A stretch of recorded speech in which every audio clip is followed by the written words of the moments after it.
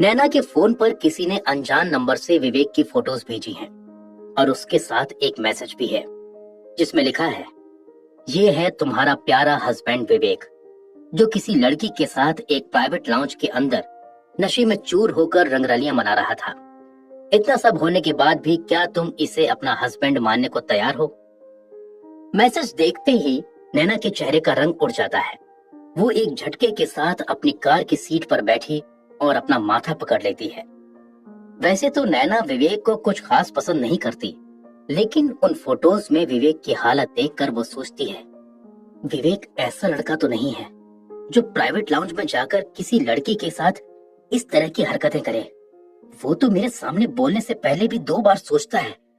शायद कल रात हमारे बीच जो हुआ उसकी वजह से ही विवेक ने ये सब किया हो। ये सब सोचते हुए नैना अपनी माँ का नंबर मिलाती है। रेखा के फोन उठाते ही नैना कहती है, माँ, वो विवेक को किसी ने पकड़ रखा है। वो उसे मार डालेंगे और उसके न्यूड फोटोज और वीडियोस आप प्लीज कुछ करो माँ। इतना कहकर ना चाहते हुए भी नैना की आंखों से आंसू बहने लगते हैं। अपनी बेटी की रुआंसी आवाज सुनकर रेखा कहती है, एक तो इलेक्शन सर पर है, ऊपर से ये निकम्मा विवेक। मैंने तो सोचा था कि ये मेरे लिए एक एडवांटेज बनेगा। अगर लोगों को ये पता चल गया कि एक्स डिप्टी सीएम रेखा सान्याल का दामाद इस हालत में मिला है तो मेरा तो पॉलिटिकल करियर खत्म हो जाएगा। अपनी माँ की बात सुनकर नैना रोना बंद करती है और अपने आंसू पोंछते हुए कहती है, पर माँ, विवेक का क्या? वो वहाँ जिंदगी और मौत से लड़ रहा है और आपको अपनी और अपनी घटिया पॉलिटिक्स की पड़ी है। ये सुनकर रेखा गुस्से से कहती है, मैंने तुम्हारी और विवेक की शादी अपने पॉलिटिकल फायदे के लिए ही करवाई है और इसी पॉलिटिक्स की बदौलत आज मेरे लिए कुछ भी करना मुश्किल नहीं है। ये सुनकर नैना एकदम से शॉक हो जाती है। उसने अपनी माँ के कई रूप देखे थे, पर उसे ये अंदाजा नहीं था कि उसकी माँ किसी की जान से ऊपर अपने पॉलिटिकल करियर को रखेंगी। वो रोते हुए अपनी माँ से कहती है, एक मैसेज आया है, उन्होंने विवेक को बहुत मारा है और उसे किसी कमरे में बंद करके रखा है। आपको मेरी मदद करनी होगी। ये सुनकर रेखा कहती है, मेरे होते हुए तुम्हें कुछ करने की जरूरत नहीं है। किसी बेचारी की तरह टेसुए बहाना बंद करो। मैं अभी डीआईजी को फोन करके विवेक का पता लगाने के लिए कहती हूँ। पुलिस का नाम सुनकर नैना और भी ज्यादा पैनिक हो जाती है। वो हड़बड़ाते हुए कहती है, नहीं, पुलिस नहीं माँ, पुलिस नहीं, ये हमारी रेपुटेशन के लिए सही नहीं है। इस पर रेखा जवाब देते हुए कहती है, तो तुम ही बताओ मुझे क्या करना चाहिए? नैना कहती है, आप सिद्धार्थ और देवव्रत से कहकर विवेक की लोकेशन ट्रैक करवाइए।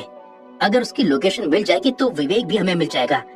और हाँ, मैं आपको वो नंबर भी भेजती हूँ जिससे विवेक की फोटोज आई हैं। आप उसका भी पता लगवाइए। ये कहकर नैना फोन रख देती है और रेखा को वो नंबर भेज देती है। नैना खुद भी उस नंबर पर 2-3 बार फोन करती है, पर हर बार सामने से प्री रिकॉर्डेड आवाज ही आती रही, जिसे सुनकर नैना अपना फोन कार की सीट पर फेंक देती है और खुद से ही कहने लगती है, विवेक, तुमने सब कुछ खराब कर दिया। अब मेरे पास और कोई ऑप्शन नहीं बचा। अब मैं तुम्हें पक्का डिवोर्स देकर रहूंगी। नैना का चेहरा गुस्से से लाल हो जाता है। रेनबो क्लब में मार खाते खाते विवेक की हालत बहुत खराब हो गई है। रौनक के कहने पर उसके बाउंसर्स विवेक को रात भर मारते रहे। जब विवेक बेहोश हो जाता तो बाउंसर्स रुक जाते और उसके होश में आते ही उसे फिर से मारने लगते। नैना के फोन रखते ही रेखा सिद्धार्थ को कॉल करती है और कहती है, सिद्धार्थ, कहाँ हो तुम? सारा काम छोड़कर जल्दी से मेरे ऑफिस आ जाओ। सिद्धार्थ ये सुनकर बिना कुछ पूछे रेखा के पार्टी ऑफिस के लिए निकल पड़ता है। उसे पता है कि उसकी माँ बिना किसी इमरजेंसी के उसे नहीं बुलाती। कुछ ही देर में सिद्धार्थ रेखा के पार्टी ऑफिस में पहुंच जाता है। वो एकदम जल्दबाजी में रेखा के कैबिन में दाखिल होता है और अंदर जाते ही रेखा से पूछता है, क्या बात है माँ, इस तरह अचानक क्यों बुलाया? रेखा बहुत ही गुस्से में थी और इधर से उधर तेजी से टहल रही थी। वो टहलते हुए ही सिद्धार्थ की ओर देखे बिना ही कहती है, वो विवेक, लगता है वो भिखारी मेरा करियर खत्म करके ही मानेगा। विवेक का नाम सुनकर सिद्धार्थ चौंक जाता है और कहता है, अरे अब क्या कर दिया उसने, मुझे बताओ, मैं अभी उस कमीने की अकल ठिकाने लगाता हूँ। ये सुनकर रेखा अपनी जगह पर ही रुक जाती है और कहती है, अकल तो तब ठिकाने लगाओगे जब उसका कुछ अता पता चलेगा। वो हरामी कल रात किसी लड़की के साथ रंगरलियां मनाते हुए पकड़ा गया और अब कोई उस भिखारी की मार खाती वीडियो दिखाकर नैना को ब्लैकमेल कर रहा है। रेखा की बात सुनने के बाद सिद्धार्थ रेखा से कहता है, मुझे तो पहले से ही पता था कि ये कुछ ऐसा करेगा। आपने एक कुत्ते को घी खिलाया और वो उसे हजम नहीं हुआ, और अगर ये बात मीडिया तक गई ना तो हमारी फैमिली और मेरे कोचिंग बिजनेस के लिए बहुत बड़ी प्रॉब्लम बन सकती है। अब हम क्या करें? सिद्धार्थ के मुंह से ये बात सुनकर रेखा गुस्से से कहती है, अरे भाड़ में गई फैमिली और भाड़ में गई तुम्हारी 2 कौड़े की कोचिंग। यहाँ मेरे पॉलिटिकल करियर का सवाल है। अगर विवेक की ये फोटोज और वीडियोस किसी अपोजिशन वाले के हाथ लग गई तो मेरे सीएम बनने का सपना तो सत्यानाश हो जाएगा। इतना बोलकर रेखा अपनी जेब से सिगरेट निकालती है और उसे जलाकर एक लंबा कश ले लेती है। सिद्धार्थ ये देखकर थोड़ा चौंक जाता है। सिद्धार्थ को रेखा का उसके कोचिंग बिजनेस को 2 कौड़ी का कहना अच्छा नहीं लगा, लेकिन वो उसे जवाब दे उसमें इतनी हिम्मत नहीं होती। इससे पहले कि सिद्धार्थ कुछ बोलता, रेखा सिगरेट का धुआं उड़ाकर कहती है, तुम देवव्रत के साथ जाकर उस हरामखोर के मोबाइल की लोकेशन का पता लगाओ, और हाँ, एक नंबर और दे रही हूँ, उसकी भी सारी डिटेल्स निकलवाओ। ये कहकर रेखा अपना मोबाइल निकालकर सिद्धार्थ को वो नंबर भेज देती है और टेंशन में जेब से दूसरी सिगरेट निकालकर जला लेती है। नंबर मिलते ही सिद्धार्थ बिना कुछ बोले वहां से चला जाता है। रेनबो क्लब में विवेक के नग्न शरीर पर शायद ही कोई ऐसी जगह होगी जिस पर चोट का निशान नहीं था। विवेक दर्द से कराहता हुआ मन ही मन सोचता है, मैं तो बस नैना के पास्ट के बारे में जानना चाहता था। पता नहीं किस मनहूस घड़ी में मैं प्रेरणा से मिला और यहाँ फंस गया। रेखा के पार्टी ऑफिस के आईटी सेल में सिद्धार्थ अपने लैपटॉप पर बैठा उस अननोन नंबर का पता लगा रहा है। घंटों कंप्यूटर स्क्रीन को घूरते हुए अब उसकी आंखें थकान से लाल हो चुकी हैं। देवव्रत एक फोन कान पर लगाए किसी से बात कर रहा है और दूसरे से किसी को मैसेज कर रहा है। हर गुजरते मिनट के साथ उनकी बेचैनी बढ़ती जाती है, क्योंकि वो विवेक के फोन नंबर को ट्रैक नहीं कर पा रहे हैं। उधर रेखा अब भी टेंशन में अपने कैबिन में इधर उधर टहल रही है। तभी वो तेजी के साथ अपने कैबिन से निकलती है और आईटी सेल के दरवाजे को जोर से धक्का मारकर अंदर चली जाती है। अचानक हुई उस आवाज से उस कमरे में बैठे सभी लोगों की गर्दनें दरवाजे की ओर मुड़ जाती हैं और रेखा को वहां देखकर सभी अपने काम में फिर से लग जाते हैं। रेखा सीधे सिद्धार्थ की टेबल पर पहुंच जाती है और टेबल पर जोर से हाथ मारकर उससे बोलती है, किसी काम के नहीं हो तुम सब। मैंने तुमसे 2 घंटे पहले उस मनहूस को ढूंढने के लिए कहा था और तुम अब भी यहीं पर हो। पूरे ऑफिस के सामने अपनी बेइज्जती होता देखकर सिद्धार्थ को बहुत गुस्सा आता है, लेकिन वो अपनी माँ के आगे कुछ बोल नहीं पाता। तभी वो कांपती आवाज में कहता है, हम कोशिश कर रहे हैं, हमने अपना पूरा जोर लगा दिया है, पर ये कोई आसान काम नहीं है। ये सुनकर रेखा देवव्रत की तरफ मुड़ती है और बोलती है, मुश्किल काम करने के लिए ही तुम्हें अपने साथ रखा है। आसान काम ही करवाने होते तो तुम यहाँ नहीं होते, बल्कि पुरुषोत्तम की तरह झाड़ू पोछा करवा रहे होते। ये सुनकर देवव्रत शर्म से अपनी गर्दन झुका लेता है और कुर्सी पर बैठा सिद्धार्थ गुस्से से अपनी मुट्ठियां भींच लेता है। सिद्धार्थ के चेहरे से लाचारी वाला गुस्सा छलक रहा है। तभी रेखा का फोन बज उठता है। वो फोन उठाकर कहती है, तुम बार बार क्यों फोन कर रही हो? मैंने तुमसे कहा ना कि हम तुम्हारे निकम्मे हस्बैंड को ढूंढ निकालेंगे। इस पर सामने से नैना कहती है, आपको जो करना है करो, मैं खुद भी विवेक को ढूंढने जा रही हूँ। आप देवव्रत और 4 बॉडीगार्ड्स को मेरे पास भेज दो, मैं पार्टी ऑफिस के बाहर ही हूँ। ये कहकर नैना जैसे ही फोन कट करती है, देवव्रत के साथ 4-5 बॉडीगार्ड्स पार्टी ऑफिस से दौड़कर बाहर आ जाते हैं। नैना अपनी कार में वहां से निकल पड़ती है और देवव्रत अपने बॉडीगार्ड्स के साथ उसके पीछे पीछे चला जाता है। इधर रेनबो क्लब में प्राइवेट लाउंज में विवेक अब तक फर्श पर पड़ा है। वो सारी रात ठंड में पड़ा मार खाता रहा और अब उसके अंदर बिल्कुल भी जान नहीं बची है। उसके लिए एक एक पल काटना मुश्किल होता जा रहा है, लेकिन इस हालत में भी उसे प्रेरणा की फिक्र हो रही है। और वो उसके बारे में सोचता है। जब रौनक सबके सामने प्रेरणा के साथ ऐसा टॉर्चर कर सकता है, तो जाने अकेले में उसने प्रेरणा का क्या हाल किया होगा। मुझे खुद को यहाँ से बाहर निकालना होगा और प्रेरणा को भी बचाना होगा। ये ध्यान में आते ही वो उठने की कोशिश करता है और बची कुची एनर्जी को समेटकर बड़बड़ाने लगता है। पानी, पानी। उसे होश में आता देखकर रेनबो क्लब का मालिक कुमार उससे कहता है, पानी तो तुम्हें मिल जाएगा, पर तुम्हारा बिल कौन भरेगा? तभी कुमार पास पड़ी एक पानी की बोतल को उठाता है और ढक्कन खोलकर सारा पानी विवेक के ऊपर डालते हुए कहता है, पानी बहुत है हमारे पास, पर जब तक तुम्हारा बिल क्लियर नहीं होता तुम पानी पी नहीं सकते। ठंडे फर्श पर पड़ा विवेक अपने घायल शरीर पर ठंडा पानी पड़ते ही कांप जाता है। वो हिम्मत करके अपने कपकपाते होठों से कुमार से कहता है, मैं रेखा सान्याल का दामाद हूँ, प्लीज प्लीज एक फोन करने दो। ये सुनकर कुमार जोर से हंसने लगता है। तभी रेनबो क्लब के बाहर दो बड़ी कार्स आकर रुकती हैं। एक कार से नैना उतरती है और दूसरे से देवव्रत अपने बॉडीगार्ड्स के साथ उतरता है और सभी लोग क्लब के अंदर चले जाते हैं। अचानक से आए इन लोगों को देखकर बार का मालिक कुमार भी अपने कैबिन से बाहर आ जाता है। नैना, देवव्रत और 4 बॉडीगार्ड्स जैसे ही कुमार की तरफ बढ़ते हैं, कुमार ऊंची आवाज में कहता है, अरे कौन हो तुम? कहाँ घुसे जा रहे हो? तुम्हें यहाँ एंट्री किसने दी? इससे पहले कि कुमार अपनी बात खत्म कर पाता, नैना उसको खींचकर थप्पड़ मार देती है और उसकी तरफ घूरते हुए कहती है, तुम्हारी हिम्मत कैसे हुई उसे हाथ लगाने की? नैना के थप्पड़ से मानो कुमार को जैसे बिजली का करंट लग गया हो। उसके गाल पर नैना के हाथों का निशान छप गया। वो अपने गाल पर हाथ रखकर चुपचाप नैना को देखने लगता है। वो खुद से कहता है, कहीं ये कोई सीनियर पुलिस ऑफिसर तो नहीं है? नैना कुमार से चिल्लाकर पूछती है, कहाँ है विवेक? जैसे ही कुमार प्राइवेट लाउंज की तरफ इशारा करता है, एक बॉडीगार्ड जोर से लात मारकर प्राइवेट लाउंज का दरवाजा खोल देता है। नैना तेजी से अंदर चली जाती है और बाकी सब भी उसके पीछे पीछे चल पड़ते हैं। विवेक फर्श पर पड़े पड़े ही अधखुली आंखों से प्राइवेट लाउंज के दरवाजे की तरफ देखता है। तब नैना को अंदर आते देख उसके दिल में खुशी की लहर दौड़ जाती है।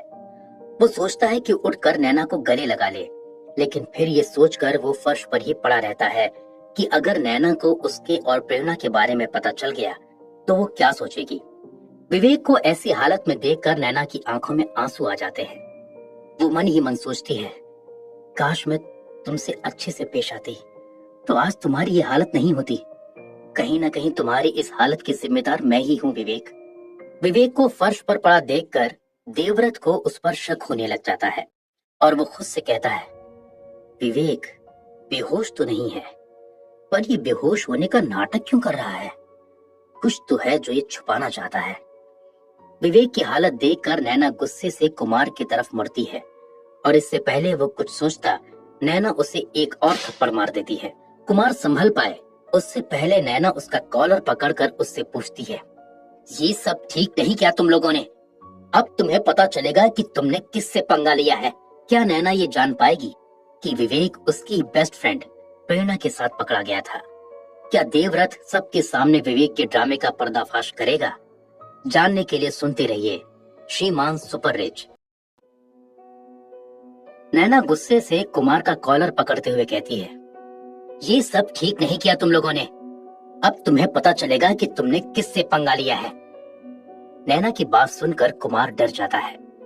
हालांकि उसे नैना की असलियत या विवेक से उसके रिश्ते का पता नहीं था, पर वो नैना को पुलिस ऑफिसर समझकर बुरी तरह से डर जाता है।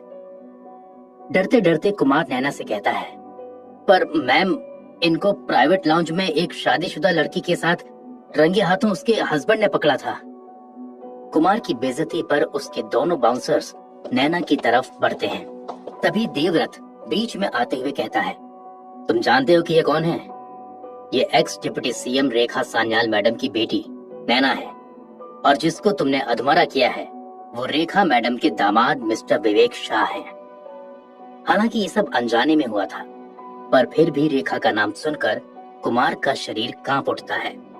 वो डर के मारे सोचने लगता है, रेखा सान्याल, वो चुड़ैल, उससे पंगा लेना मतलब खुद की मौत को इनविटेशन देना है। हे भगवान, मेरे आदमी पहले से ही विवेक को मार मार कर अधमरा कर चुके हैं। ये माँ बेटी पता नहीं अब क्या करेंगी। रेखा का नाम सुनकर नैना की तरफ बढ़ रहे बाउंसर्स भी अपनी जगह पर फ्रीज हो जाते हैं। नैना कुमार का कॉलर छोड़कर और गुस्से से कहती है, सच सच बता कि यहाँ क्या हुआ था? तुम्हें किसने कहा था मेरे हस्बैंड की ये हालत करने के लिए? ये कहते हुए नैना की आंखों से अंगारे बरसने लग जाते हैं और उसका चेहरा गुस्से से लाल हो जाता है। कुमार अपनी बेइज्जती पर अंदर ही अंदर बहुत गुस्सा हुआ, लेकिन रेखा का नाम सुनते ही उसने अपने गुस्से को पी लिया। कुमार बात संभालते हुए कहता है, मैम, हमें किसी ने भी नहीं कहा था। मेरा मैनेजर और मेरे बाउंसर्स दूसरे गेस्ट की कंप्लेंट पर आए थे। ये किसी और लड़की के साथ प्राइवेट लाउंज में थे और ऊपर से उस लड़की का पति अपने गुंडों के साथ आ गया। उसी ने इनकी इतनी पिटाई की है। नैना कुमार की बात को बीच में ही काटते हुए कहती है, कौन थी वो लड़की और उसका हस्बैंड?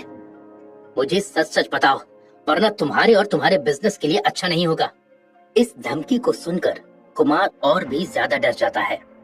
वो बड़ी मुश्किल में फंस चुका है, क्योंकि अगर उसने अपने दोस्त रौनक का नाम लिया तो रेखा और नैना उसे और उसके क्लब को बर्बाद करके रख देंगे। फर्श पर पड़ा विवेक, जो अब तक बेहोशी की एक्टिंग कर रहा था, ये सोचकर डर जाता है कि कहीं कुमार उसके और प्रेरणा के बारे में नैना को न बता दे।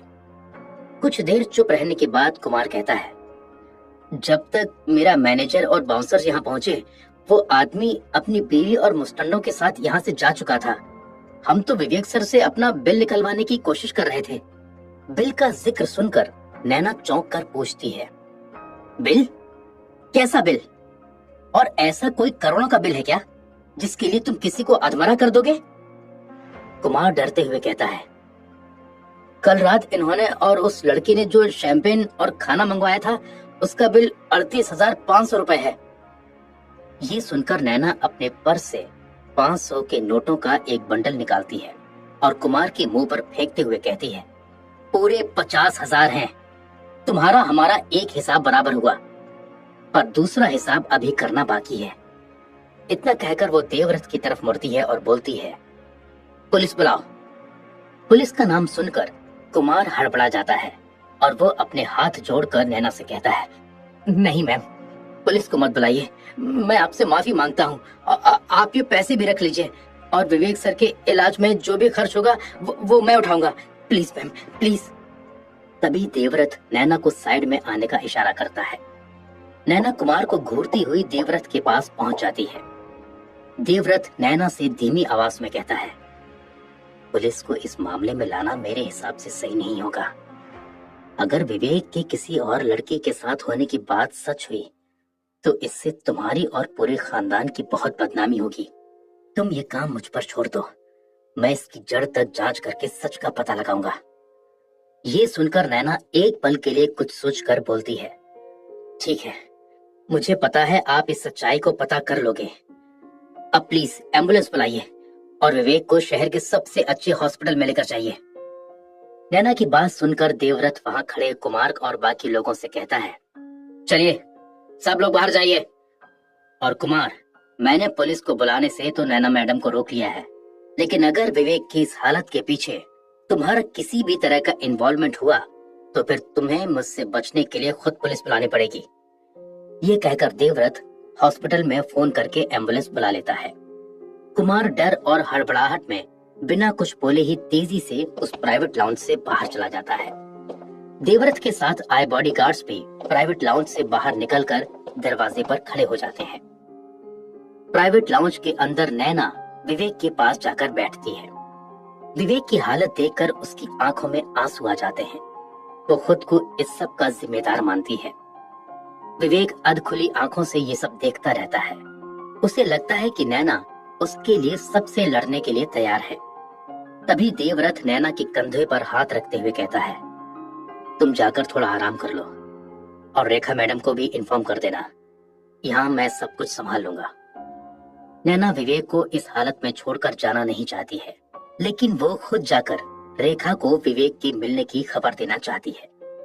तभी 2 वार्ड बॉय और एक नर्स प्राइवेट लाउंज में स्ट्रेचर लेकर आ जाते हैं। दोनों वार्ड बॉय विवेक को जल्दी से स्ट्रेचर पर लिटा देते हैं, लेकिन तभी नर्स कहती है, इस फॉर्म पर पेशेंट के किसी रिलेटिव के साइन लेना तो भूल ही गई। तुम दोनों यहीं रुको, मैं अभी साइन लेकर आती हूँ।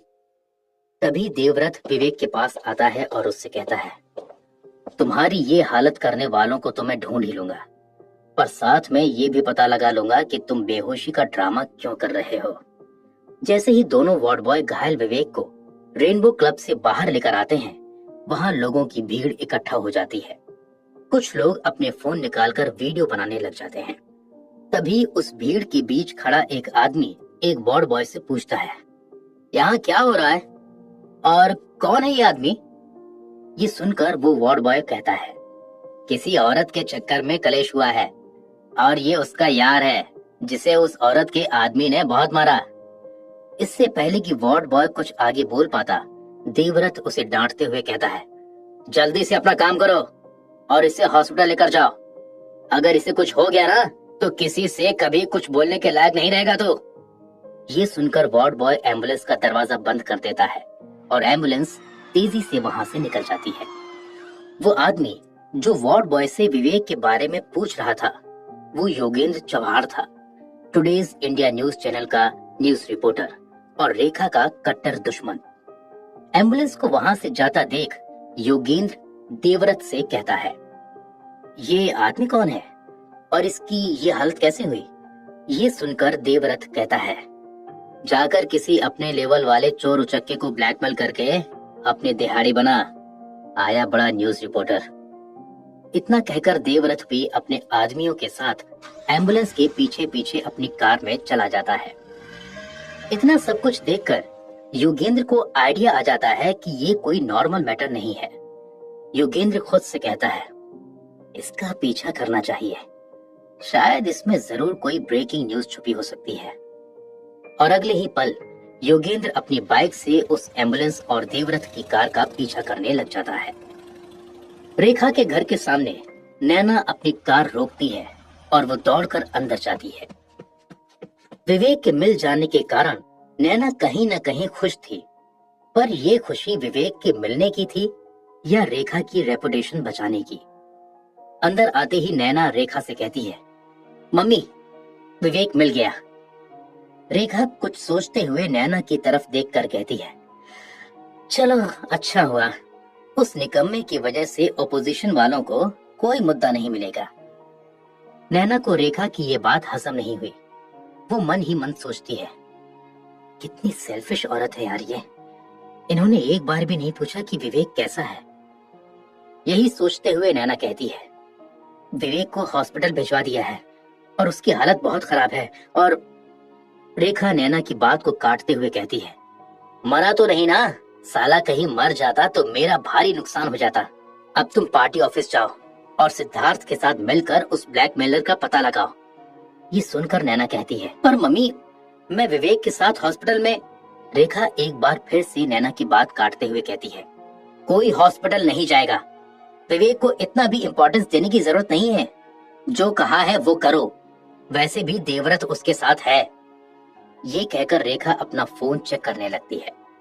नैना एक पल के लिए उसे देखकर फिर वहां से चली जाती है। एम्बुलेंस विवेक को लेकर शहर के एक बड़े हॉस्पिटल सिटी लाइन के बाहर आकर रुकती है। देवव्रत और उसके लोग भी वहीं मौजूद हैं और योगेंद्र भी उनका पीछा करते हुए हॉस्पिटल के बाहर तक आ जाता है। पैरामेडिक स्टाफ विवेक को फौरन आईसीयू में लेकर जाते हैं। आईसीयू के बाहर कुछ डॉक्टर्स विवेक की रिपोर्ट्स देखते हैं। तभी उनमें से सबसे सीनियर डॉक्टर सकलानी पूछते हैं, पेशेंट के साथ उनका कोई फैमिली मेंबर है क्या? ये सुनकर देवव्रत डॉक्टर के पास आकर बोलता है, जी फैमिली मेंबर तो यहाँ नहीं है, पर मैं इनका सिक्योरिटी इंचार्ज हूँ। देवव्रत को देखकर डॉक्टर सकलानी कहते हैं, नहीं, ऑपरेशन में कुछ कॉम्प्लिकेशंस आ सकते हैं, इसलिए हमें इनकी फैमिली में से किसी के कंसेंट फॉर्म पर साइन चाहिए। आप प्लीज किसी को बुलाइए, तो ही हम आगे कुछ कर सकते हैं। ये कहकर डॉक्टर सकलानी वो फाइल देवव्रत के हाथों में पकड़ा देता है। डॉक्टर की ये बात सुनकर देवव्रत सोच में पड़ जाता है। वो रेखा को हॉस्पिटल नहीं बुला सकता, क्योंकि उसके आने से मीडिया अटेंशन बढ़ जाएगा। इसलिए देवव्रत नैना को कॉल करके हॉस्पिटल बुलाता है। पार्टी ऑफिस के लिए निकली नैना अपनी कार हॉस्पिटल की तरफ मोड़ देती है, लेकिन हॉस्पिटल के बाहर पहुंचकर नैना देखती है कि वहां लोगों की बहुत भीड़ है। अगर उसे किसी ने देख लिया तो विवेक की न्यूज लीक हो जाएगी। नैना एक पल के लिए सोचती है और फिर अपनी कार के डैशबोर्ड में से एक डिस्पोजेबल मास्क निकालकर अपने मुंह पर पहनकर हॉस्पिटल के अंदर चली जाती है। अंदर जाकर नैना देवव्रत से कहती है, बताओ कौन से पेपर्स पर साइन करने हैं। इससे पहले कि देवव्रत नैना से कुछ कहता, नैना के पीछे खड़े डॉक्टर सकलानी कहते हैं, क्या आप साइन करने से पहले ऑपरेशन से पॉसिबल कॉम्प्लिकेशंस के बारे में जानना नहीं चाहती? पेशेंट की हालत बहुत नाजुक है और हमें जल्दी ही कुछ करना पड़ेगा। डॉक्टर सकलानी की बात सुनकर नैना बड़ी बेरुखी से उनसे कहती है, देखो तुम्हारा काम है मेरे हस्बैंड की जान बचाना और मेरा काम है तुम्हारा बिल भरना। इससे ज्यादा ना मुझे कुछ बोलने की जरूरत है ना समझने की। नैना देवव्रत के हाथ से फाइल लेकर बिना कुछ सोचे समझे उस पर साइन कर देती है। नैना फाइल डॉक्टर सकलानी की तरफ बढ़ाते हुए कहती है, इनका जिंदा रहना बहुत जरूरी है। ये हमारी फैमिली की रेपुटेशन का सवाल है। आपको जो हेल्प चाहिए आप देवव्रत से कह दीजिएगा। और हाँ, ये बात बाहर नहीं जानी चाहिए कि विवेक का यहाँ इलाज चल रहा है। इतना कहकर नैना वहां से चली जाती है। देवव्रत ने रेखा को अक्सर अपने पति पुरुषोत्तम के साथ ऐसा बिहेव करते देखा था, पर नैना का ऐसा रूप उसके सामने आज पहली बार आया है। वही थोड़ी सी दूर छुपकर बैठा योगेंद्र सारी बातें सुनकर सब समझ जाता है। उसे पता चल गया है कि जिस आदमी को रेनबो क्लब से एम्बुलेंस में लाया गया है वो कोई और नहीं बल्कि एक्स डिप्टी सीएम रेखा का दामाद विवेक है। ये सब सुनने के बाद उसके चेहरे पर एक शैतानी मुस्कान फैल जाती है और वो खुद से कहता है, रेखा जी बहुत घमंड है ना तुम्हें अपनी कुर्सी पर। अब देखो मैं कैसे तुम्हारे ही दामाद को सीढ़ी बनाकर तुम्हारी कुर्सी के पैर काटता हूँ। क्या योगेंद्र अपने मंसूबों में कामयाब हो पाएगा? डॉक्टर सकलानी किस तरह के कॉम्प्लिकेशंस की बात कर रहे थे और क्या विवेक की जान बच पाएगी? जानने के लिए सुनते रहिए श्रीमान सुपर रिच से। विवेक को ऑपरेशन थिएटर में गए 2 घंटे बीत चुके थे। इस दौरान वार्ड बॉय और नर्स ऑपरेशन थिएटर के अंदर बाहर दवाइयां और पट्टियां ले जा रहे थे। ऑपरेशन थिएटर के बाहर देवव्रत और उसके आदमी टेंशन में इधर उधर चक्कर काट रहे हैं और योगेंद्र भी किसी ब्रेकिंग न्यूज की तलाश में उन पर दूर से नजर रख रहा है। योगेंद्र ऑपरेशन थिएटर से निकले एक वार्ड बॉय से पूछता है, बहुत देर हो चुकी है, विवेक ठीक तो है ना? ये सुनकर वार्ड बॉय योगेंद्र को ऊपर से नीचे तक देखता है और उससे कहता है, ये बात तो कोई आपको डॉक्टर ही बता सकते हैं।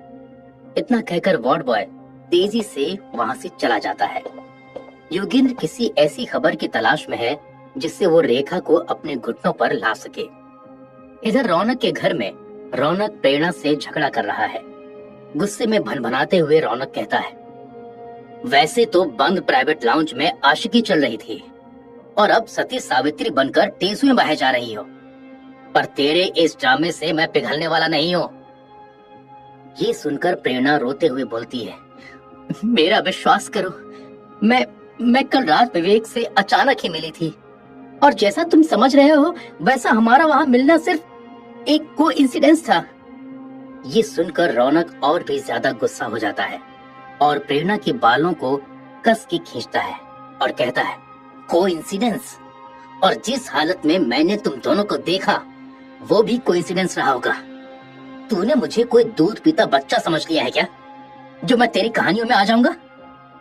प्रेरणा दोबारा हिम्मत जुटाती है और कहती है, हम वहां दूसरी बार ही मिले हैं, बाहर बहुत शोर था इसलिए हम प्राइवेट लाउंज में चले गए।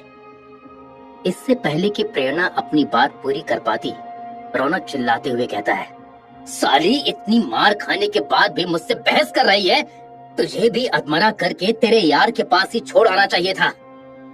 अब प्रेरणा हिम्मत करके कहती है, और तुम्हारे जो अफेयर्स चल रहे हैं उनका क्या? तुम्हें क्या लगता है मुझे कुछ पता नहीं? ये बात सुनकर रौनक आग बबूला हो जाता है और जैसे ही वो प्रेरणा को थप्पड़ मारने के लिए हाथ उठाता है, तभी उसके फोन की घंटी बजने लगती है। रौनक प्रेरणा को एक तरफ धक्का देते हुए फोन उठाकर कहता है, हाँ कुमार, बोलो। ये सुनकर कुमार कहता है, वो विवेक की वाइफ नैना यहाँ आई थी और विवेक की ये हालत करने वाले के बारे में पूछ रही थी। वो अभी तो विवेक को हॉस्पिटल लेकर गए हैं, पर नैना दोबारा आने की धमकी देकर गई है। मुझे समझ में नहीं आ रहा कि अब मैं क्या करूं। कुमार की बात सुनकर रौनक बोलता है, तुम चिंता मत करो, नैना और रेखा की चाबी अब मेरे हाथों में है। वैसे भी वो विवेक मरा तो नहीं है ना, तो बस चिंता की क्या बात है। वो साला विवेक कोई सत्संग तो नहीं कर रहा था ना, किसी और की बीवी के साथ अय्याशी कर रहा था। उसे तो अपने कारनामे की सजा मिली है। रौनक को इतना रिलैक्स देखकर कुमार की बेचैनी और बढ़ जाती है, इसलिए वो उसे समझाते हुए कहता है, तुम मामले की सीरियसनेस को समझ नहीं रहे हो, प्लीज समझने की कोशिश करो। अगर रेखा को पता चल गया कि तुमने उसके दामाद का वीडियो बनाया है और मैंने इसमें तुम्हारा साथ दिया है, तो ये सुनकर रौनक ऐंठते हुए कहता है, तो क्या, कुछ नहीं होगा। हम अभी हेमंत जी के साथ एक मीटिंग कर लेते हैं, तुम अपने क्लब में ही रुको, मैं हेमंत जी को बुलाता हूँ और खुद भी वहाँ पहुँचता हूँ। इतना कहकर रौनक फोन कट करके प्रेरणा की तरफ घूरता है और फिर घर से बाहर चला जाता है। रौनक और कुमार के बीच की बातें सुनकर प्रेरणा बहुत बेचैन हो जाती है। ऑपरेशन थिएटर के बाहर देवव्रत डॉक्टर सकलानी के बाहर आने का इंतजार कर रहा है। तभी ऑपरेशन थिएटर का दरवाजा खुलता है और डॉक्टर सकलानी वहाँ से बाहर निकलते हैं। ये देखकर देवव्रत डॉक्टर के पास पहुँच जाता है। देवव्रत को देखकर डॉक्टर सकलानी कहते हैं, फिलहाल चिंता की कोई बात नहीं है और अब पेशेंट खतरे से बाहर है। मैंने अपने पूरे करियर में इससे भी भयानक केस देखे हैं, पर इतनी चोटों के बाद भी किसी पेशेंट का बच जाना किसी मिरेकल से कम नहीं है। इतना कहकर डॉक्टर सकलानी वहाँ से जाने लगते हैं। तभी देवव्रत उनसे पूछता है, इसे अभी कितने दिनों तक हॉस्पिटल में रहना पड़ेगा? डॉक्टर सकलानी कहते हैं, कम से कम 2-3 हफ्ते तो लगेंगे रिकवर होने में। डॉक्टर सकलानी के वहाँ से जाते ही देवव्रत जल्दी से अपना फोन निकालता है और नैना को कॉल कर देता है। 2-3 रिंग जाने के बाद जब नैना फोन उठाती है तो देवव्रत कहता है, ऑपरेशन सक्सेसफुल रहा, पर विवेक अभी बेहोश है और डॉक्टर ने कहा है कि उसे रिकवर होने में 2-3 हफ्ते लग जाएंगे। ये बात सुनकर नैना को थोड़ी राहत मिलती है। वो अब तक विवेक की हालत के लिए गिल्टी फील कर रही थी, लेकिन अगले ही पल वो चौंकते हुए देवव्रत से कहती है, 2-3 हफ्ते? मुझे इस मनहूस को डाइवोर्स देने के लिए और 2-3 हफ्तों का इंतजार करना पड़ेगा? इससे अच्छा तो ये मर ही जाता, कम से कम मुझे इससे छुटकारा तो मिलता। देवव्रत के पास नैना की इस बात का कोई जवाब नहीं रहता है। वो चुप रहता है और नैना सामने से दोबारा कहती है, चलो तुम वहीं रुको, मैं मम्मी को इस बारे में इन्फॉर्म करती हूँ। रौनक की कार रेनबो क्लब के बाहर आकर रुकती है। रौनक कार से उतरकर सीधा कुमार के ऑफिस की तरफ चला जाता है। कुमार के ऑफिस में घुसते ही वो कुमार से कहता है, तुम बेकार में परेशान हो रहे हो, इन दोनों माँ बेटी की गर्दन मेरे हाथ में है। हम जब चाहें उस रेखा और नैना को अपने इशारों पर नचा सकते हैं। रौनक की बात सुनकर कुमार कहता है, शायद तुम्हें अब भी समझ नहीं आ रहा है, तुमने एक्स डिप्टी सीएम के दामाद पर हाथ डाला है, वो हमें कहीं का नहीं छोड़ेगी। और मेरा क्लब? कुमार को परेशान होता देख रौनक कुमार के कंधे पर हाथ रखते हुए कहता है, अगर रेखा शेर है तो वो हेमंत सवा शेर है और कुछ ही देर में वो यहाँ आ ही रहे हैं। उनसे मिलकर हम आगे का प्लान बनाते हैं। रौनक की बात सुनकर कुमार थोड़ा सा रिलैक्स हो जाता है, पर अभी भी उसके अंदर रेखा के नाम का डर रहता है, क्योंकि उसे पता है रेखा कितनी पावरफुल है। नैना रेखा के घर पर पहुंचती है, उससे कहती है, मम्मी विवेक को ठीक होने में अभी 2-3 हफ्ते और लगेंगे, अब मुझे डिवोर्स के लिए और इंतजार करना पड़ेगा। नैना के मुंह से डिवोर्स की बात सुनकर रेखा चौंक जाती है। वो चिल्लाते हुए नैना से कहती है, खबरदार, तुम्हारा दिमाग तो ठिकाने पर है ना, कोई डिवोर्स नहीं होगा। वैसे भी विवेक को आगे करके मैं उसके स्टूडेंट्स और उनकी फैमिली से सिंपैथी पाने की कोशिश कर रही हूँ। ये सुनकर नैना कहती है, पर मैं उस आदमी के साथ नहीं रहना चाहती, मेरी जिंदगी। गुस्से से रेखा नैना की बात काटते हुए कहती है, कुछ ही महीनों में इलेक्शंस होने वाले हैं, तब तक तो मैं डिवोर्स लेने नहीं दूंगी, और एक बार मैं इलेक्शंस जीत गई ना तो उस 2 कौड़ी की विवेक की जिंदगी नरक बना दूंगी। इतना कहकर रेखा अपना फोन उठाती है और देवव्रत को कॉल करती है। रेखा फोन पर देवव्रत से कहती है, विवेक को होश आया कि नहीं? थोड़ी देर में मैं नैना और सिद्धार्थ को हॉस्पिटल भेज रही हूँ। तब तक तुम ये इंश्योर करो कि कोई भी मीडिया वाला वहां तक ना पहुंच पाए और सिक्योरिटी टाइट होनी चाहिए। ये सुनकर देवव्रत रेखा से कहता है, विवेक थोड़ी देर में होश में आ जाएगा और यहाँ मैं और मेरे आदमी खड़े हैं, कोई भी उस तक नहीं पहुंच पाएगा, आप चिंता मत कीजिए। ये सुनकर रेखा फोन रख देती है और नैना की तरफ देखते हुए बोलती है, अब यहाँ बैठी मत रहो, तुम्हारा हस्बैंड वहाँ जिंदगी और मौत से लड़ रहा है, तुम्हें वहाँ उसके साथ होना चाहिए। इस मुश्किल समय में जब कोई अपना उसके साथ होगा तभी तो वो इलेक्शन कैंपेन में हमारे साथ आने को तैयार होगा। और ध्यान रहे तुम्हें वहाँ कोई पहचाने ना। नैना अब भी अपना सिर झुकाकर फर्श को ही देख रही है। वो नीचे देखते हुए ही रेखा से झिझक कर कहती है, मैं नहीं जा रही कहीं, इससे अच्छा तो साला मर ही जाता, मुझे तो उससे छुटकारा मिलता। नैना की ये बात सुनकर रेखा जोर से कहती है, मरा तो नहीं ना, मर जाता तो बात और होती, फिलहाल हमें उससे अपनी तरफ करना ही होगा। इसके लिए तुम उस पर प्यार लुटाओ, उसकी पट्टियां बदलो, चाहे उसकी गंदगी साफ करनी पड़े, मैं कुछ नहीं जानती। अब सिद्धार्थ को अपने साथ लो और अपने प्यारे हस्बैंड के पास जाओ। एक बात याद रखना नैना, मैं ये जो कुछ भी कर रही हूँ तुम्हारे और सिद्धार्थ के लिए ही कर रही हूँ। एक पल के लिए नैना गुस्से में आ जाती है, लेकिन फिर अपना गुस्सा पीकर उठती है और वहाँ से जाने लगती है। तभी रेखा पीछे से आवाज देकर कहती है, और हाँ, पापा की लाडली बनकर पुरुषोत्तम को कुछ भी बताने की जरूरत नहीं है, वरना वो हॉस्पिटल पहुंचकर काम खराब कर देगा। मैंने उन्हें बस इतना बताया है कि विवेक का छोटा सा एक्सीडेंट हुआ है और अब वो ठीक है। ये सुनकर नैना वहाँ से निकल जाती है। अपने कमरे में पड़ी प्रेरणा का हाल बुरा है, उसके बाल बिखरे हुए हैं, चेहरे पर रौनक के थप्पड़ों के निशान अभी भी हैं। वो रोते हुए बस विवेक के बारे में सोच रही है। विवेक की हालत की जिम्मेदार मैं ही हूँ, अब जाने वो किस हाल में होगा, कौन सी हॉस्पिटल में होगा।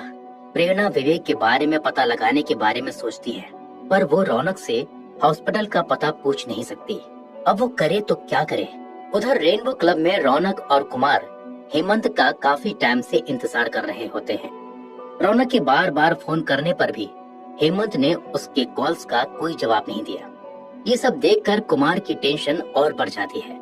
वो रौनक से कहता है, मुझे नहीं लगता कि हेमंत जी आएंगे, अब हम दोनों को ही ये मामला संभालना पड़ेगा। कुमार को टेंशन में देख और हेमंत का कोई रिप्लाई न आने से रौनक भी टेंशन में आ जाता है, पर वो अपनी टेंशन छुपाते हुए कुमार से कहता है, आ जाएंगे हेमंत जी, वैसे भी बड़े पॉलिटिशियन हैं, अब कब कहाँ से बुलावा आ जाए क्या पता, हो सकता है किसी मीटिंग में चले गए हों। ये कहकर रौनक कुमार के ऑफिस में इधर उधर टहलने लगता है। वो एक पल के लिए कुछ सोचता है और कुमार से थोड़ा दूर जाकर अपने एक मुस्टंडे को फोन लगाकर कहता है, रेखा के घर, पार्टी ऑफिस और विवेक के हॉस्पिटल पर नजर रखो और मुझे अपडेट करते रहना। सिद्धार्थ की बड़ी सी काली कार हॉस्पिटल के सामने आकर रुकती है। नैना और सिद्धार्थ अपने चेहरे छुपाकर हॉस्पिटल के अंदर जल्दी से चले जाते हैं। विवेक को आईसीयू से प्राइवेट वार्ड में शिफ्ट कर दिया गया है। देवव्रत और उसके आदमी प्राइवेट वार्ड के बाहर खड़े पहरा दे रहे हैं। देवव्रत के पास पहुंचकर नैना उससे पूछती है, कहाँ है वो निकम्मा। ये सुनकर देवव्रत बिना कुछ कहे प्राइवेट वार्ड के दरवाजे की तरफ इशारा कर देता है। नैना और सिद्धार्थ फौरन उसके अंदर चले जाते हैं। योगेंद्र थोड़ी दूर छुप के बैठा ये सब देख रहा है। उसने सब कुछ सुन लिया है और ये सब बातें उसे हजम नहीं हो रही। योगेंद्र खुद से कहता है, वैसे तो रेखा पब्लिक के सामने ऐसे दिखावा करती है जैसे विवेक उसका दामाद नहीं सगा बेटा हो, पर यहाँ कुछ तो झोल है और रेखा से बदला लेने का मुझे इससे अच्छा मौका नहीं मिलेगा। मुझे इस मामले का पता करना होगा। इस रेखा का तो मैं पर्दाफाश करके रहूंगा। प्राइवेट वार्ड के अंदर विवेक अभी थोड़े थोड़े होश में है। वो अब सुन तो सकता है लेकिन अभी भी बोलने की हालत में नहीं है। सिद्धार्थ विवेक के पट्टियों से भरे शरीर को देखते हुए कहता है, ओहो, देखो तो बेचारे को, कल तक हमारे सामने एटीट्यूड दिखा रहा था और आज कुछ भी बोलने की हालत में नहीं है। ये सुनकर नैना सिद्धार्थ से कहती है, अब मुझे इसे डिवोर्स देने के लिए और इंतजार करना पड़ेगा। ओ गॉड। ये बोलकर नैना चुप हो जाती है और कुछ सोचने लगती है। कुछ देर बाद नैना दोबारा कहती है, हाँ सिद्धार्थ, तुम्हें उस नंबर का कुछ पता चला जिससे वो वीडियो और फोटोज भेजे गए थे?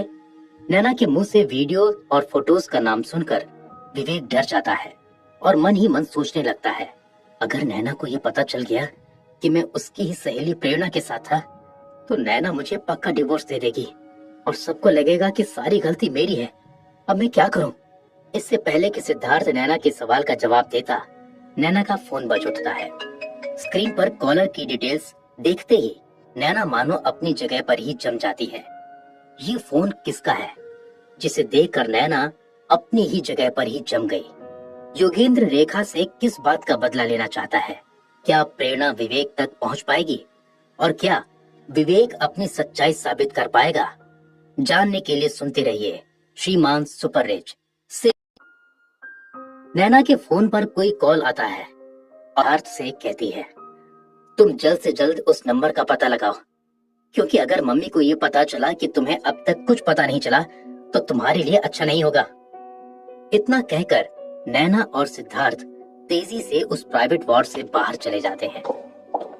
उन दोनों को इतनी जल्दबाजी में प्राइवेट वार्ड से निकलता देखकर पास ही वेटिंग एरिया में छुपकर बैठा योगेंद्र भी चौंक जाता है। वो काफी देर से वहां बैठकर अखबार और मैगजीन के पन्नों को उलट रहा था। वो मैगजीन की आड़ से ही हल्की सी नजरें उठाकर नैना और सिद्धार्थ को वहां से जाते हुए देखता है। उन दोनों के जाने के बाद योगेंद्र खुद से कहता है, ये दोनों भाई बहन अभी कुछ देर पहले ही तो यहाँ आए थे और अचानक इतनी जल्दी चले गए। हॉस्पिटल के अंदर नहीं, बाहर भी कोई प्रॉब्लम चल रही है। बेड पर पड़ा विवेक अब भी नैना और प्रेरणा की मुलाकात की बात के बारे में सोचता है। अगर प्रेरणा ने नैना को बता दिया कि मैं भी उसके साथ रेनबो क्लब में था तो नैना पूरी बात जाने बिना मुझ पर इल्जाम लगाएगी और डिवोर्स ले लेगी। मेरी बात कोई नहीं मानेगा कि नैना के साथ मेरी शादी बस एक एग्रीमेंट है और उसका एक बॉयफ्रेंड भी है। अब मैं क्या करूं? नैना की कार सिटी वॉक मॉल के बाहर आकर रुकती है और नैना कार से नीचे उतरने से पहले अपने चेहरे को स्कार्फ और सनग्लासेस से ढक लेती है। वो कार से उतरकर तेजी से मॉल के कैफेटेरिया में पहुंचती है। नैना चारों तरफ नजरें घुमाकर देखती है पर उसे प्रेरणा कहीं दिखाई नहीं देती। वो प्रेरणा को ढूंढ ही रही होती है कि तभी बुर्का पहनी एक लड़की उसके सामने आकर कहती है, आओ बैठकर बातें करते हैं। नैना समझ जाती है कि ये लड़की प्रेरणा है, पर प्रेरणा का बुर्का पहनकर उसके सामने आना नैना को हजम नहीं होता। वो चुपचाप प्रेरणा के साथ चल पड़ती है। दोनों पुराने दोस्त अब कैफेटेरिया की कॉर्नर टेबल पर बैठ जाते हैं। नैना अपने सनग्लासेस और स्कार्फ उतारती है और प्रेरणा से कहती है, तुमने ये क्या हुलिया बनाकर रखा है और तुम विवेक को कैसे जानती हो? ये सुनकर प्रेरणा नैना से कहती है, देखो तुम प्रॉमिस करो कि जो बात मैं तुम्हें बताने जा रही हूँ वो सुनने के बाद तुम गुस्सा नहीं करोगी। प्रेरणा को नैना के गुस्से के बारे में अच्छी तरह पता था, क्योंकि उसकी बात सुनकर नैना गुस्से में आकर कुछ भी कर सकती है। नैना प्रेरणा की तरफ देखती है और कहती है, मैं ऐसा कोई प्रॉमिस नहीं करूंगी और तुम प्लीज इस बुर्के को हटाओ, मुझे बहुत अजीब सा लग रहा है। नैना की ये बात सुनकर प्रेरणा कहती है, वो क्या है ना कि विवेक और मैं बैठकर रेनबो क्लब में ड्रिंक कर रहे थे, तभी रौनक ना जाने कहां से आ गया और उसने विवेक की। प्रेरणा की ये बात सुनकर नैना का पारा चढ़ जाता है। उसकी आंखों में खून उतर आता है और वो गुस्से से प्रेरणा से कहती है, तो रौनक ने विवेक की ये हालत की है और तुम्हें कोई और नहीं मिला उस निकम्मे विवेक के अलावा? नैना की इस बात पर प्रेरणा कुछ बोलती इससे पहले नैना कहती है, ओह मैं भूल गई थी कि तुम्हें तो कॉलेज टाइम से ही मेरी झूठी बोटियां खाने की आदत है ना। पहले रौनक और अब ये निकम्मा विवेक। नैना की ये बात सुनकर प्रेरणा को भी गुस्सा आ जाता है और प्रेरणा के चेहरे पर बुर्का होने के कारण नैना को इस बात का एहसास नहीं हुआ, पर प्रेरणा अपना गुस्सा जाहिर करके बात को और बिगाड़ना नहीं चाहती। प्रेरणा गहरी सांस छोड़ते हुए कहती है, देखो कुछ भी कहने से पहले मेरी बात सुन लो। मैं रेनबो क्लब पहली बार गई थी, तभी मुझे विवेक वहां दिखा। वो बेचारा तो मुझे जानता भी नहीं था, मैंने ही उसे ड्रिंक ऑफर किया था। फिर हम कुछ बातें करने लगे और क्लब में शोर ज्यादा होने की वजह से हम प्राइवेट लाउंज में चले गए। इससे पहले प्रेरणा कुछ बोलती तभी नैना का फोन बजने लगता है। नैना कॉल का जवाब देती है और चौंक कर बोलती है, तुम्हारी हिम्मत भी कैसे हुई मुझे फोन करने की? मुझे पता चल गया है कि विवेक की हालत के पीछे तुम्हारा ही हाथ है, और वो फोटोज और वीडियोस तुमने ही भेजी थी ना? ये सुनकर रौनक सामने से कहता है, ओह, तो जब तुम्हें सब कुछ पता चल ही चुका है तो क्यों ना एक मुलाकात कर ली जाए? वैसे भी तुम्हारे दर्शन किए बहुत दिन हो गए। रौनक की बदतमीजी सुनकर नैना का पारा चढ़ जाता है। वो गुस्से में रौनक से कहती है, अगर तूने विवेक के फोटो और वीडियो वापस नहीं किए ना तो दर्शन तो तुझे होंगे, लेकिन मौत के। नैना की ये बात सुनकर रौनक कहता है, तो तुम भी वैसी ही घमंडी हो। चलो, तुम्हारा घमंड भी उतार देंगे। तुम्हें फोटोज और वीडियोस चाहिए ना, तो आ जाओ रेनबो क्लब और खुद आकर डिलीट कर दो। इतना कहकर रौनक फोन काट देता है। रौनक की बात सुनकर नैना का गुस्सा 7वें आसमान पर चढ़ जाता है और वो प्रेरणा से कहती है, तुमसे तो मैं बाद में निपटूंगी, पहले तुम्हारे उस बदतमीज पति को सबक सिखाना है। नैना देवव्रत को फोन मिलाती है और उसे अपने आदमियों के साथ रेनबो क्लब आने को कह देती है। फोन रखने के बाद नैना अपनी जगह से उठकर जाने लगती है। तभी प्रेरणा नैना से कहती है, मुझे विवेक से मिलना है। कौन सी हॉस्पिटल में है वो? नैना सोचती है, अगर इसने हॉस्पिटल जाकर कोई प्रॉब्लम कर दी तो? नैना प्रेरणा से बिना कुछ बोले वहां से चली जाती है। उसे जाता देखकर प्रेरणा सोचने लगती है, लगता है हॉस्पिटल का पता लगाने के लिए मुझे इसका पीछा करना पड़ेगा। उधर हॉस्पिटल में विवेक को पूरी तरह से होश आ जाता है, पर वो अब भी नैना और प्रेरणा की मुलाकात की बात सोच सोच कर परेशान हो रहा था। देवव्रत अपने 2 आदमी हॉस्पिटल में छोड़कर अपने बाकी के आदमियों के साथ नैना के कहने पर रेनबो क्लब जाने के लिए निकल पड़ता है। देवव्रत और उसके आदमियों को जाता देख योगेंद्र जल्दी से प्राइवेट वार्ड की तरफ बढ़ता है, लेकिन दरवाजे पर देवव्रत के 2 आदमी अभी भी खड़े हैं। योगेंद्र के लिए ये वो मौका हो सकता है जिसकी उसे सुबह से तलाश थी। योगेंद्र जूनियर डॉक्टर्स के कैबिन से एक सफेद कोट पहनकर निकलता है और उन दोनों आदमियों को चकमा देकर विवेक के प्राइवेट वार्ड के अंदर चला जाता है।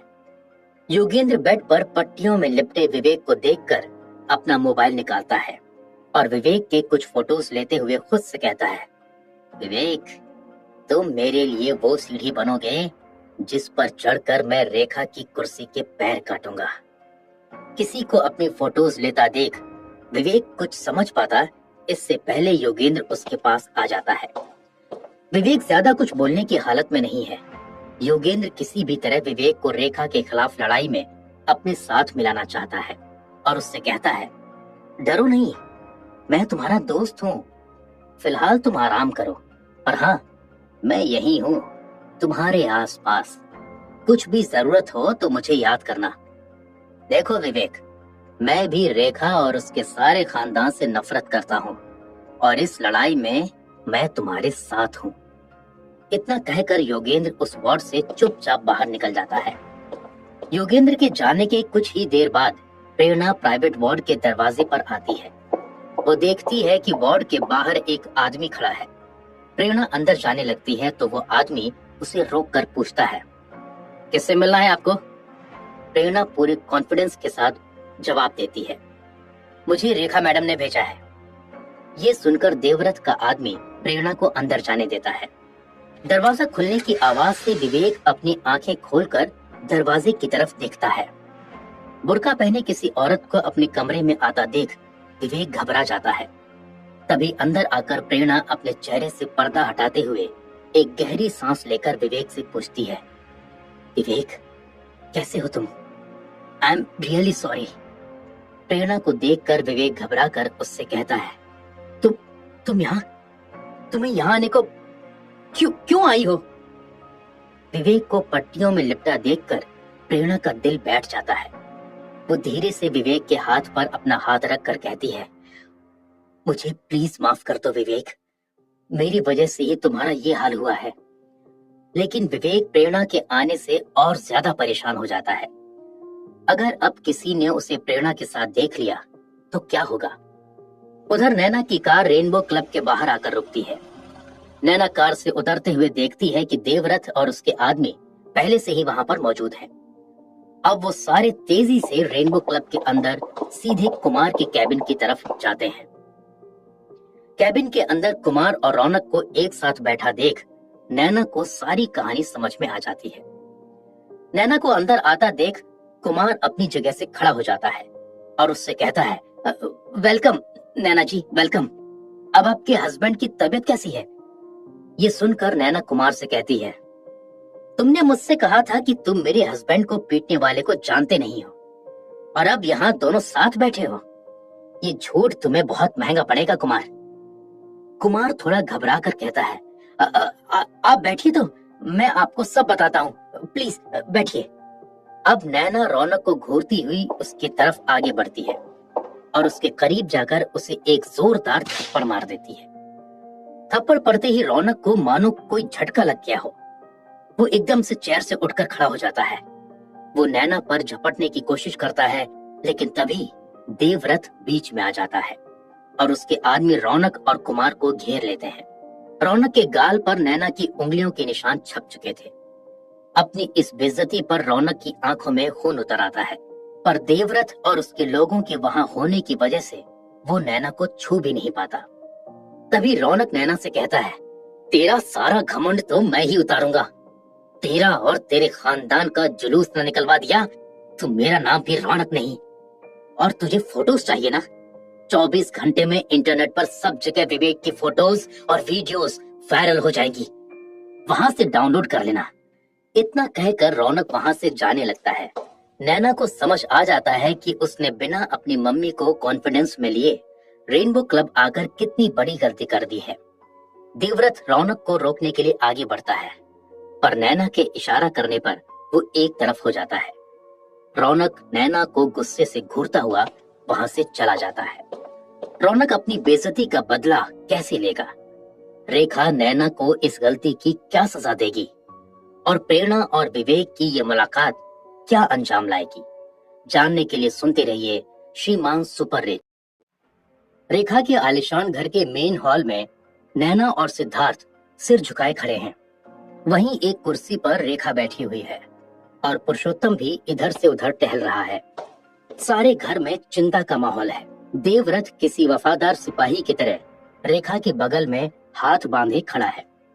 रेखा नैना और सिद्धार्थ की ओर देखकर कहती है, निकम्मी और नालायक औलादें पैदा की हैं, इनसे एक काम भी ढंग से नहीं होता।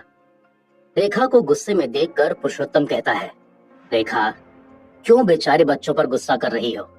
बच्चे ही हैं, सीख जाएंगे। ये सुनकर रेखा पुरुषोत्तम की ओर देखकर बोलती है, ये बच्चे हैं? इनकी उम्र में मेरे घर वालों ने तुम्हें मेरे गले बांध दिया था। मुझे कभी कभी ये समझ नहीं आता कि मेरी ज्यादा बड़ी गलती क्या है, तुमसे शादी करना या इन निकम्मों को पैदा करना। इस फैमिली के चक्कर में मेरा करियर बर्बाद हो गया। रेखा की ये बात सुनकर पुरुषोत्तम का चेहरा उतर जाता है। उनकी आंखें भर आती हैं। नैना और सिद्धार्थ भी सर झुकाकर खड़े रहते हैं। रेखा देवव्रत की तरफ मुड़ती है और उससे कहती है, जरा पता लगवाओ, इस रौनक सहगल का बाप कहीं real estate king Sudhir Sehgal तो नहीं है? और ये भी पता करो कि इस रौनक सहगल के पीछे आखिर किसका हाथ है। ये सुनकर देवव्रत वहां से चला जाता है। रेखा अब भी अपनी कुर्सी पर बैठी रहती है और नैना, सिद्धार्थ और पुरुषोत्तम उसके सामने बुद्ध बने अपनी अपनी जगह पर ही जमे रहते हैं। सारा शहर लाइट्स की रोशनी में चमचमा रहा है और ऊपर से चांद भी अपनी चांदनी बिखेर कर शहर की खूबसूरती बढ़ा रहा है। ऐसा लग रहा है कि मानो आज दिवाली है।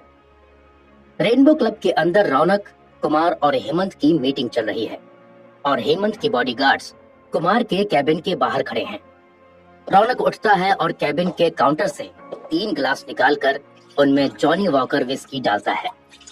वो उन तीनों गिलासों में आइस क्यूब डालकर कुमार और हेमंत को भी काउंटर पर बुला लेता है। तीनों अपने अपने ग्लास उठाकर चीयर्स करते हैं। एक सिप लेने के बाद रौनक हेमंत से कहता है, हेमंत जी, हम आपको फोन करते रह गए और आपने जवाब ही नहीं दिया। इतना कहकर वो अपने गाल पर हाथ फेरने लगता है, मानो वो नैना के मारे थप्पड़ को अब भी महसूस कर रहा हो। उसकी आंखें एक बार फिर से गुस्से से भर जाती हैं।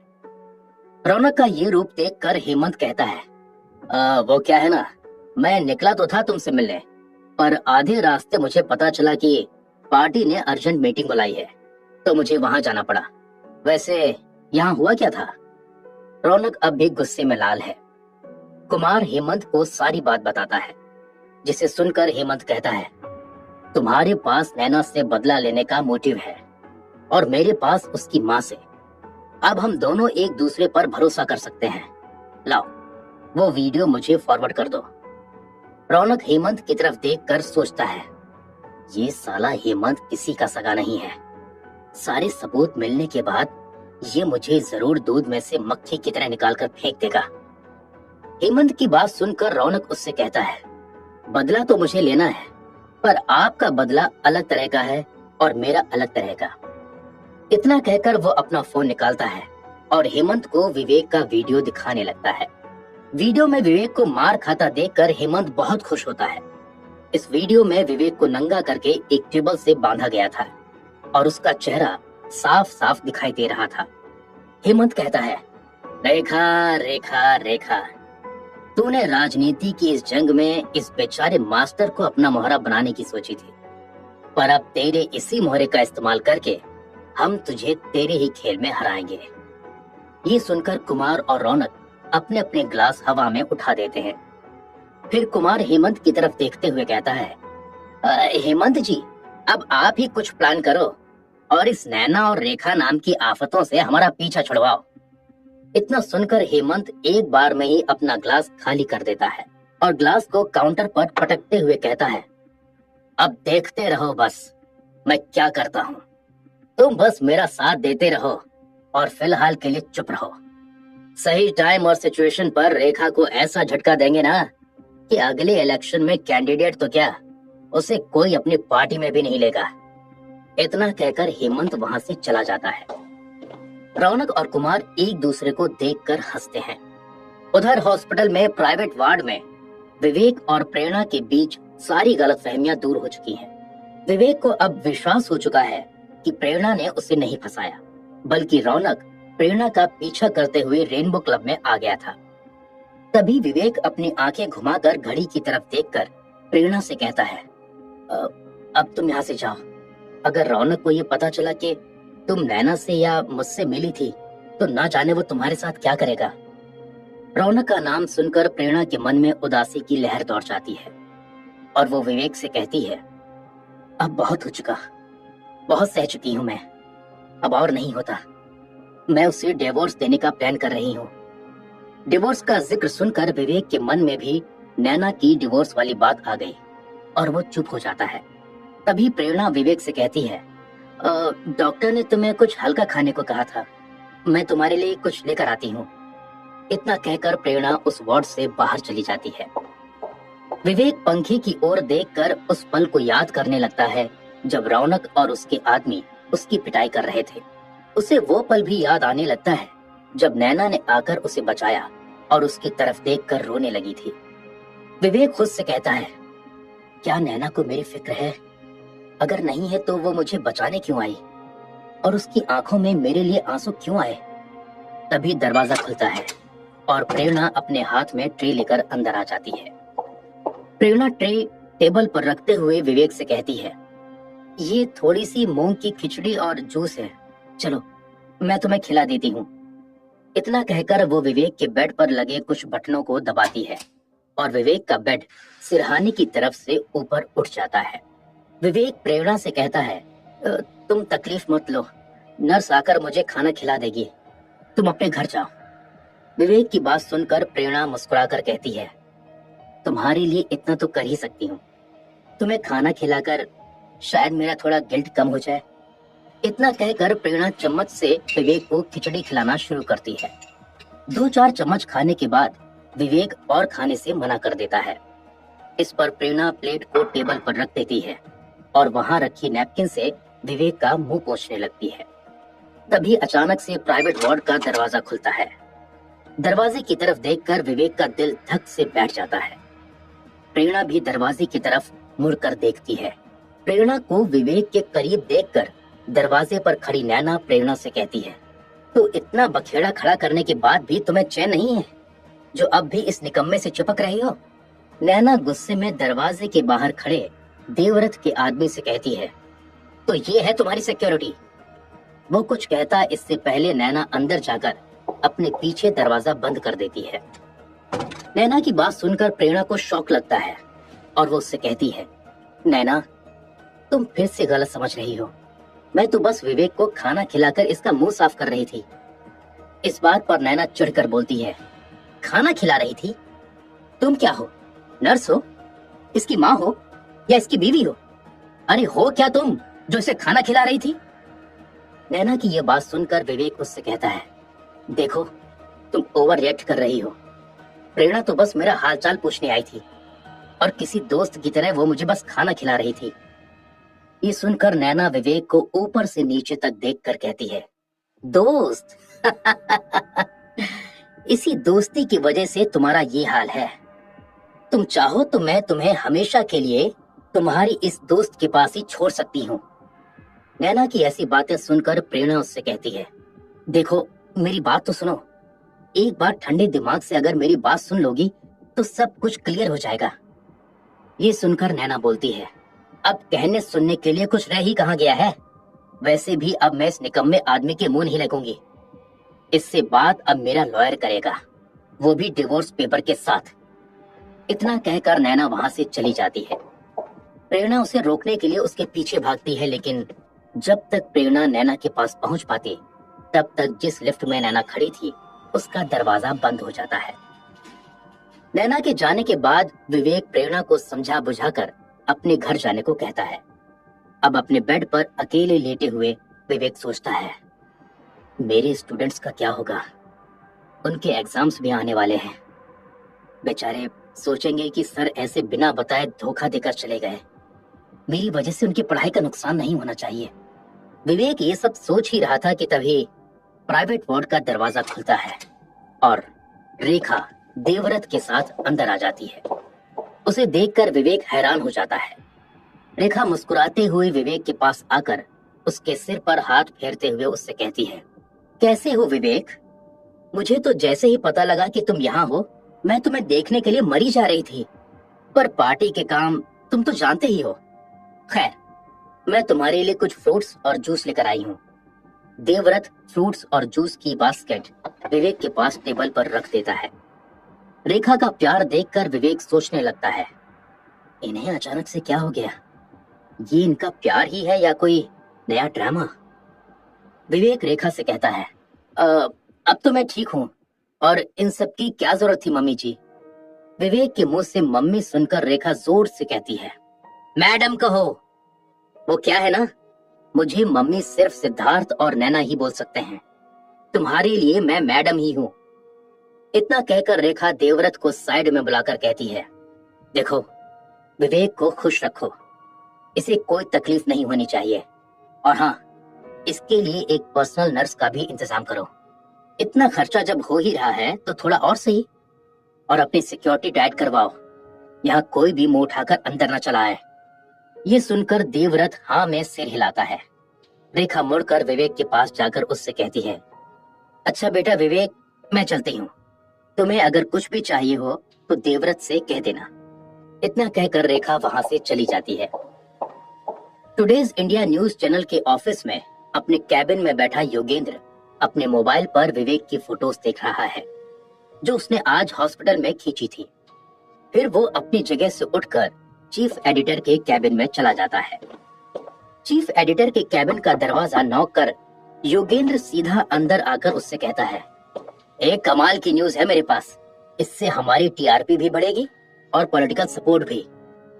ये सुनकर चीफ एडिटर वाजपेयी योगेंद्र को देखते हुए अपना चश्मा साफ करने लगते हैं और फिर उससे पूछते हैं, आप किसकी खबर लाए हो? याद है ना, पहले भी तुम्हारे खोजी रिपोर्टर बनने के चक्कर में रेखा ने तुम्हारी नाक रगड़वाई थी और चैनल को अलग सबसे माफी मांगनी पड़ी थी। मैं कुछ दिनों में रिटायर होने वाला हूँ, उसके बाद जो तुम्हारा मन करे वो करना। लेकिन योगेंद्र अपने फोन को चीफ एडिटर के पास लेकर जाता है और उससे विवेक की फोटोज दिखाते हुए कहता है, ये देखिए, उसी द ग्रेट रेखा का दामाद। और जानते हैं इसकी ये हालत कैसे हुई? क्योंकि ये किसी और की बीवी के साथ अय्याशी करते पकड़ा गया। उस औरत के पति ने इसकी जमकर पिटाई की है। रेखा का नाम सुनकर चीफ एडिटर की आंखें चमक जाती हैं। वो भी रेखा से उतनी ही नफरत करता है जितना कि योगेंद्र। चीफ एडिटर योगेंद्र से कहता है, खबर तो बनेगी पर अभी नहीं। मैं चाहता हूं कि तुम इस खबर की जड़ तक जाकर एक एक सबूत इकट्ठा करो और हम मिलकर रेखा का असली चेहरा पूरे देश को दिखाएंगे। और इतने से सबूत से सिर्फ उसका दामाद बदनाम होगा। हमें कुछ ऐसा चाहिए जिससे रेखा की धज्जियां उड़ जाएं। चीफ एडिटर का भरोसा जीतकर योगेंद्र खुश हो जाता है और उससे कहता है, थैंक यू सर, अब देखिए मैं क्या करता हूँ। क्या योगेंद्र और चीफ एडिटर वाजपेयी अपने मकसद में कामयाब होंगे? क्या विवेक रेखा के असली मंसूबों को जान पाएगा?